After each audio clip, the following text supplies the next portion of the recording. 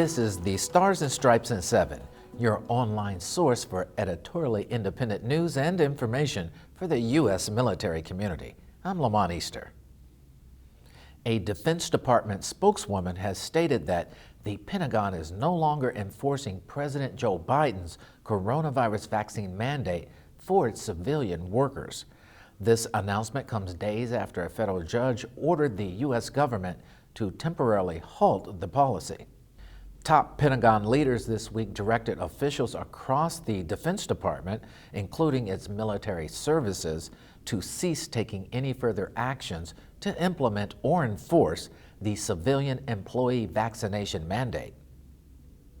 The new Pentagon guidance directs Department of Defense officials to pause the processing of vaccination exemption requests for medical or religious reasons. It also halts Pentagon officials from taking any disciplinary actions, including firings against civilian workers who remain unvaccinated. The Army and Air Force issued guidance halting enforcement of the mandate. Like the Pentagon guidance, the services moved to shield civilians from any potential punishment and halted officials from considering civilian workers' requests for religious or medical-based exemptions from the coronavirus inoculation.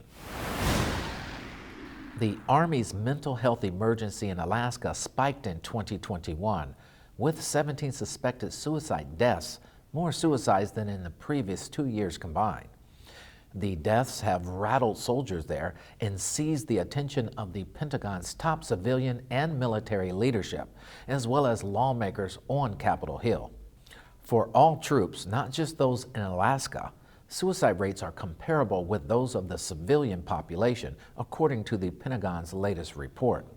However, the Army suicide crisis in Alaska has been persistent. In Alaska, several initiatives have been launched to combat suicide in the past year. The Army is beginning a program called Arctic Warrior Wellness Checks, which are 30-minute sessions for each soldier to meet annually with a counselor. The Army also has begun screening recruits for their interest and willingness to serve in Alaska. Starting this year, recruits are being given the option to choose serving there. Hundreds have volunteered.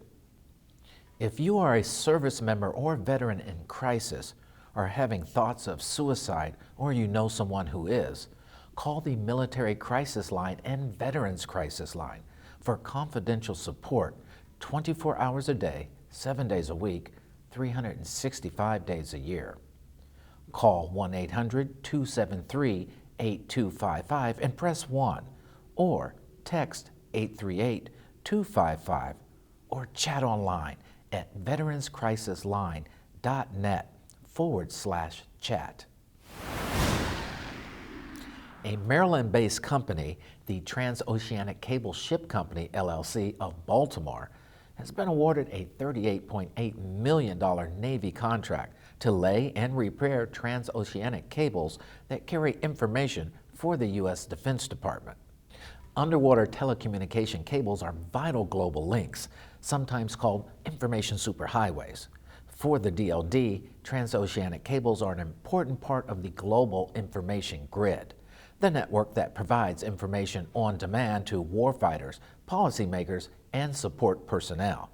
And they play a role in the DoD's ability to wage digital war on the internet, according to a 2010 report for Homeland Security.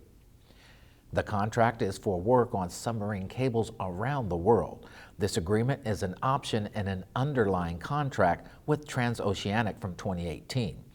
The contract may be extended up to 3 years and 11 months, making it worth as much as $205 million, according to the announcement. Work is expected to be complete by December 22, 2023. An airman recently assigned to Aviano Air Base, Italy, will compete in skeleton at next month's Winter Olympics. 33-year-old Airman First Class Kelly Curtis, cyber-enlisted airman from Princeton, New Jersey, clinched one of the 3 spots on the U.S. skeleton team for Beijing with a career best finish.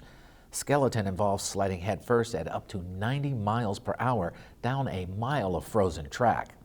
It will be the first taste of Olympic competition for the former college track and field athlete who completed Air Force basic training in 2020.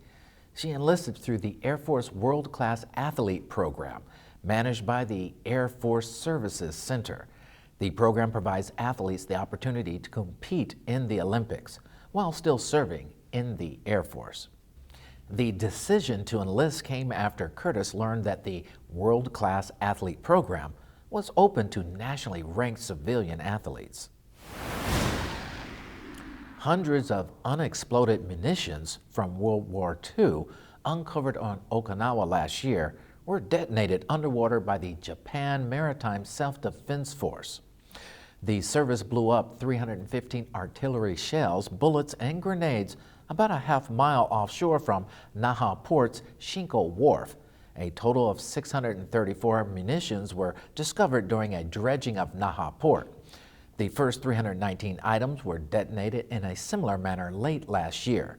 The munitions are believed to be American-made leftovers from the Battle of Okinawa in 1945. A spokesman from the prefecture's Disaster Prevention and Crisis Management Division stated that approximately 20 tons of unexploded ordnance are found and disposed of every year in Okinawa Prefecture. War has been part of our history since before the United States came into being. Generations of families have worried for the safety and hoped for the homecoming of their sons, daughters, and spouses sent into battle. Yet even when soldiers return home physically safe, they may carry emotional scars that can impact their families as much as themselves for decades. According to Ken and Betty Rogers, film producers and directors of a new documentary, I Married the War, there are more than 5.5 million military caregivers in the U.S., wives of veterans from World War II to the present-day Middle East wars. The reason why they made their 93-minute documentary is the emotional fallout of war, which is not an easy subject to talk about. They intentionally sought diversity in their interviewees, finding women from all over the country who differed in age, race, attitudes, and experiences. But the women had one thing in common. Their husbands came home changed by war, and the mental and emotional wounds were even worse than the physical ones. Not all the veterans were wounded physically or visibly.